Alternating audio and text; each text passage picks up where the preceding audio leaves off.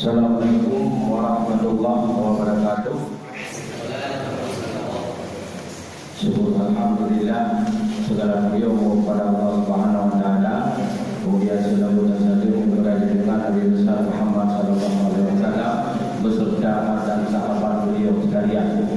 Jadi untuk pertama tadi yang nanti juga semua Pak yang ngomong perhatian dan kemarin mengucapkan tapi dan manfaat jadi jadi dia untuk berhiburan karena beda kemampuan menjadi yang kemampuan bahasa sastra lokat berbantu jadi ini kayak Assalamualaikum kaum dua puja ke Allah yang Maha Esa